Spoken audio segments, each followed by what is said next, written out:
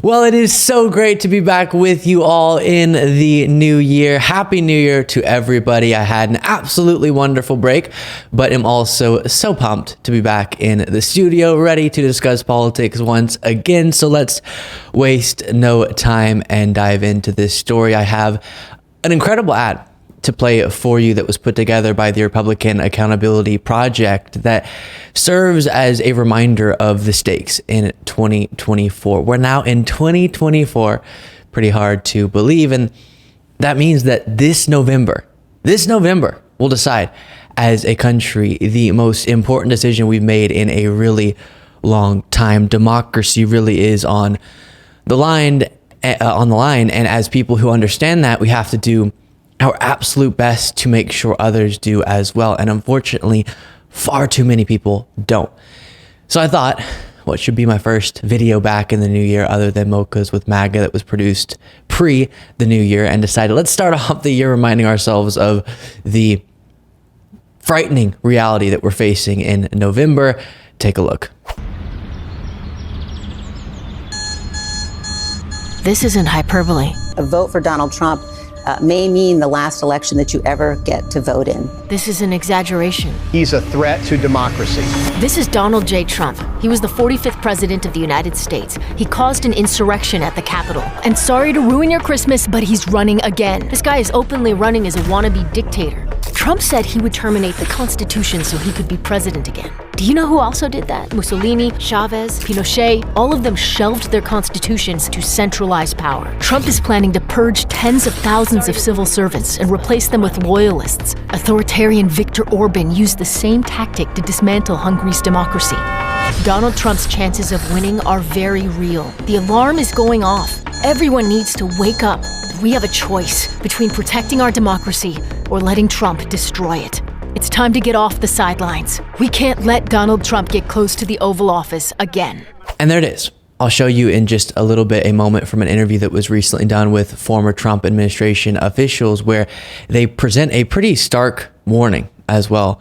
But first, to respond to that, it sometimes takes me repeating to myself over and over again the facts of our current American political situation for me to comprehend it, believe that this is all actually taking place. On one side of the election, you're going to have a man who last time he was president, and yes, we're going to go through this list again, the why Trump is a threat to democracy list that I've gone through so many times. He tried to block the peaceful transfer of power to keep himself in the White House after he lost the 2020 election through things like the fake elector scheme, pressuring local officials to engage in fraud, other schemes we've talked about extensively in the past. And when all those things didn't work, all of his attempts to prevent the peaceful transfer of power in ways that were far outside of the legal process we have in place to challenge elections, when all of that failed, he incited a mob desperately to attack the Capitol. Then since then, he's called for the termination of the Constitution, said somewhat recently that the government should, quote, come down hard on media outlets he doesn't like, said that in times gone by, his former top general would be executed. He's openly saying he wants to be a dictator on day one, but only on day one. He can't stop obsessively talking about how smart and strong, like concrete, Xi Jinping, Vladimir Putin, and Kim Jong-un are. He's directly echoing the words of Hitler repeatedly, and is again openly admitting he's going to prosecute his political opponents if he gets into office again for bogus reasons. He also plans to invoke the Insurrection Act to crush demonstrations against him, and plans to replace the entire executive branch with people who are fully loyal to him and will do whatever he pleases. Not to mention, let us not forget, even though it's not talked about nearly enough, he's a civilly liable rapist and was found liable for business fraud. That guy is going to be very likely the nominee on one of the sides of this presidential election. How on earth that person with all the characteristics and plans and record that I just outlined has a chance at winning? I don't know. I guess I do know, but the answer is disturbing. The answer is that millions and millions of Americans are willing to vote for those things. Now, granted, many of them don't understand the magnitude of Trump's danger. But as you saw in episode 3 of Mocha's with MAGA that was released on New Year's Day, when I explain it to them, so many just don't care. Trump has told us what he's going to do if he gets a second term. Just believe him and take it seriously. With that being said, ABC News did a super fascinating interview with Alyssa Farah Griffin, Cassidy Hutchinson, and Sarah Matthews. All of them worked in the Trump White House, and like so many people who have previously worked for Trump, are now warning about the threat that he poses.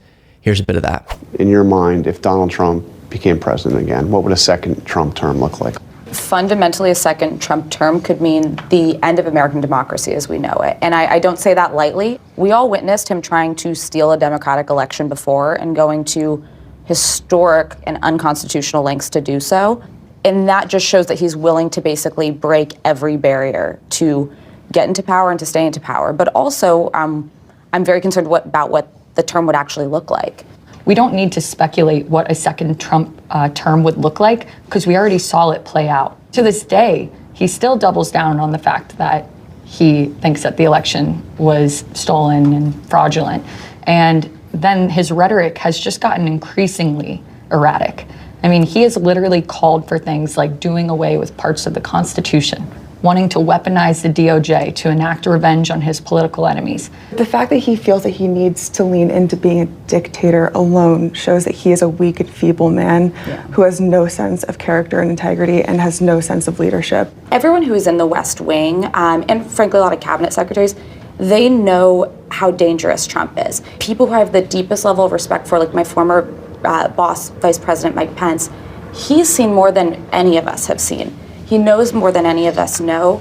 And I would just hope in this moment when we are less than a year out from, or basically a year out from the election, that he would think about speaking out more forcefully just about the unfitness of Donald Trump. This is not about politics. It's not about policy. It is about the character of the man who's the leader of the free world.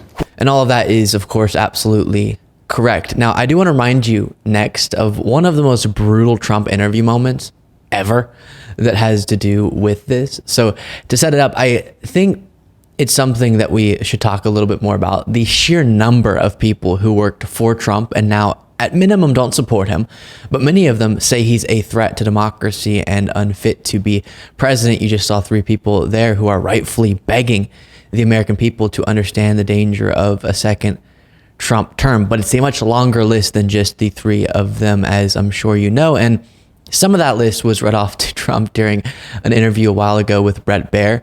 A really humiliating moment. Take a look. In 2016, you said that. I'm going to surround myself with only the best and most serious people.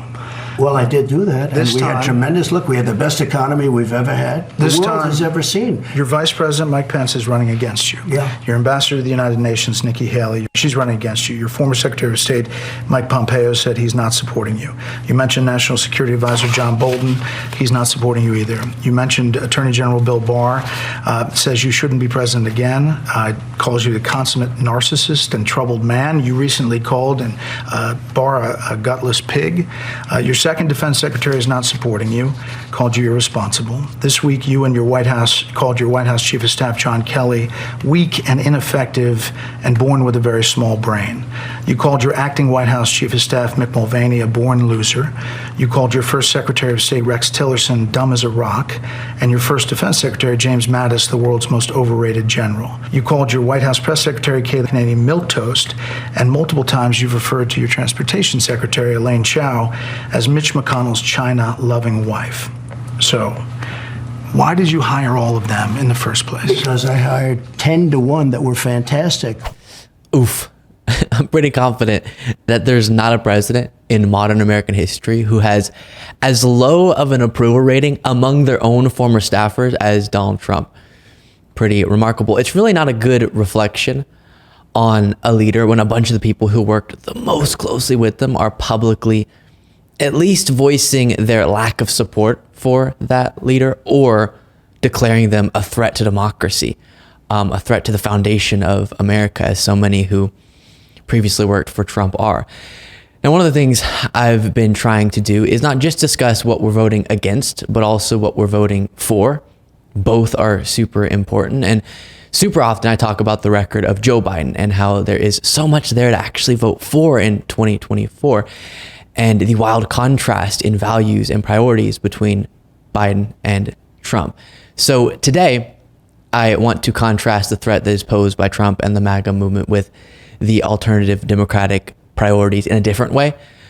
While extreme MAGA Republicans are being crazy, for lack of a better term, across the country in state governments, and while Trump is focusing on a campaign of retribution, what is the other side focused on? Well, let me introduce as an example of this to you the Democratic governor of Minnesota, Tim Walz, who's leading on the messaging for Democrats in 2024. He has overseen a stunningly successful last year in the state of Minnesota, actually focusing on accomplishing things for his constituents and improving their lives. Can you imagine a leader leading? My goodness.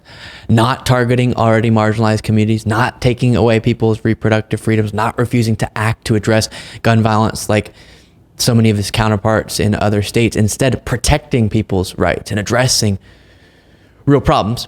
So with that being said, here is Governor Tim Walz and Lieutenant Governor of Minnesota, Peggy Flanagan, listing off, right as we were going into the new year, some of what they've been up to in the last year. Hey Minnesota, Governor Walz. Lieutenant Governor Flanagan. So we got a bit of a competition going here. If we can name as many of the positive things that we did this year, each one of us will go back and forth till we think we've exhausted at least the big stuff. Mm-hmm. You ready to go? Yes, long list. All right. Let's go. 100% clean energy by 2040. Ban forever chemicals like PFAS. Funding and replacing lead lines across the state. Tax credits for EV charging stations. Earned sick and sick time, paid leave, worker protections. Largest infrastructure bill in state history. Legalize adult use cannabis. Gun violence prevention measures like background checks and red flag laws. Restoring voting rights for over 50,000 Minnesotans who are formerly incarcerated. Automatic voter registration. Public safety funding and protected reproductive freedoms. Made Juneteenth an official state holiday and banned conversion therapy for LGBTQ plus two-spirit youth. More than $1 billion in affordable housing while cutting taxes for seniors. Free public college tuition for low-income or working families. And we visited every tribal nation that shares its geography with Minnesota. While we eliminated the need for a four-year degree for many state jobs. New funding for nursing homes, cut taxes for working families, students, and small businesses. Made childcare cheaper and easier to find, and the largest investment in public education in state history. And we gave free breakfast and lunch to every kid at school. While enacting a nation-leading child tax credit that will cut childhood poverty by a third in Minnesota. And at the end of all that, we got a new state seal and a new state flag. That's what we should get from our elected leaders. Not what we're seeing from extreme MAGA Republicans, but that in state offices, federal offices, local offices, we have to be electing people who will actually serve our interests. So in this year's election, as we enter into 2024, you really have what I perceive to be the easiest decision you could possibly imagine.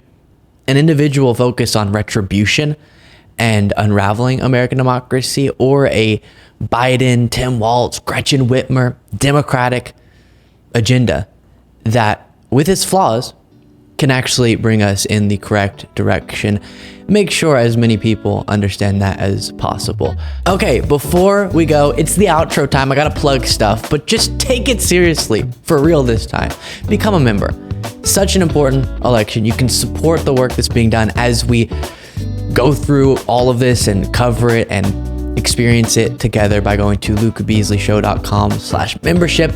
And like I said, you're supporting the work that's being done on this channel, but also you're getting extra content, the bonus show. Just imagine as you're living your life that all of these days are passing by and you're missing something, the bonus show. You're being left out. Feel the FOMO that you should be feeling about that right now. And become a member at lukebeasleyShow.com/membership. Plus follow me on Threads at LukeBeasOfficial, Instagram at LukeBeasOfficial, X at LukeBeasley, and sign up for the Beasley Brief, a daily morning newsletter summarizing the previous day's events by going to LukeBeasleyShow.com/brief. And I'll talk to you all next time.